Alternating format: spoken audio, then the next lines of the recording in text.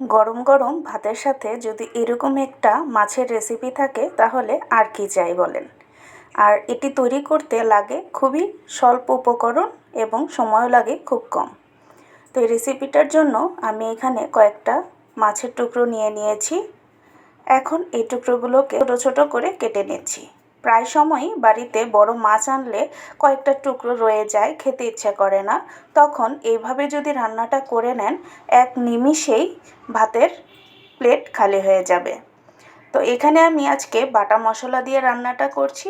প্রথমেই দিয়ে দিয়েছি লাল মরিচ বাটা, পেঁয়াজ বাটা এবং আদা রসুন বাটা। তারপর দিয়ে দিয়েছি স্বাদ মতো লবণ, হলুদ গুঁড়ো, ধনিয়া গুঁড়ো এবং দিয়ে দিলাম সরিষার তেল। এই পর্যায়ে দিয়ে দিচ্ছি টালা জিরের গুঁড়ো। এবার সবগুলোকে খুব ভালোভাবে মিশিয়ে নেব। এরপর আধা ঘন্টা রেস্টে রেখে দিব। আধা ঘন্টা পর চলে আসলাম মূল রান্নায়। এখন তেল দিয়ে দিলাম। আপনারা চাইলে এখানে সরিষার তেলও দিতে পারেন। আমি সয়াবিন তেল দিয়েই রান্নাটা করছি। তেলটা গরম হয়ে আসলে সেই মাখিয়ে রাখা মাছগুলো ঢেলে দিলাম।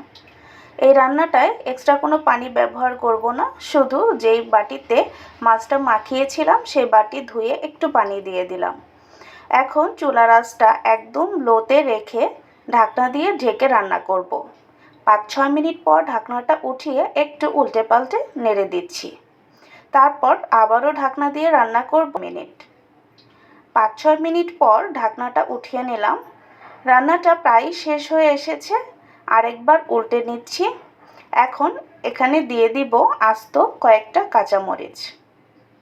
এটা শুধুই ফ্লেভারের জন্য। তারপর এখানে আমি দিয়ে দিচ্ছি কয়েকটা লেবু পাতা। এটা একদমই অপশনাল, শুধুমাত্র সুন্দর একটা সুঘ্রাণের জন্য ব্যবহার করছি। আপনারা না চাইলে নাও দিতে পারেন। তারপর রান্নাটা একদমই হয়ে এসেছে। তো বন্ধুরা, রান্নাটা কেমন লেগেছে অবশ্যই জানাবেন, আর একদিন বাড়িতে অবশ্যই রান্না করে খাবেন। আল্লাহ হাফেজ।